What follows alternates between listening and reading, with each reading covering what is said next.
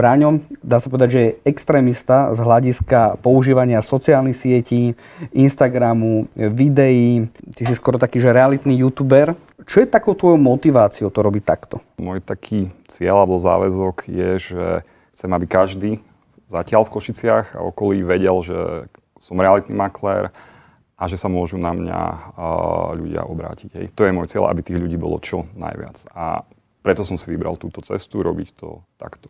Samozrejme, tu ešte doplním, nie je to len o tom, že ste viditeľní, pretože v tom prvom kroku sa človek môže na vás obrátiť, ale môžete ho sklamať. Môžete tú nehnuteľnosť predať zle, lacno, nie je spokojný a vtedy sa vám to všetko zrúti. Čiže zbytočne si robíte nejaký marketing drahý, každý o vás vie, ale vy musíte doručiť aj ten výsledok. Keď ste viditeľní a doručíte ten výsledok a v poslednej dobe tie nehnuteľnosti možno aj o 10-15%, aj 20% vieme predať drahšie, ako idú na trh, tak ten človek potom je s vami tak spokojný, že už sám chodí po ulici a hovorí každému, hej, že Bráňo Čuri je dobrý maklér a obráca na neho. Hej. Čiže nie je to len o tom marketingu, ale je to aj o tom doručení výsledku. Obsahu. Áno.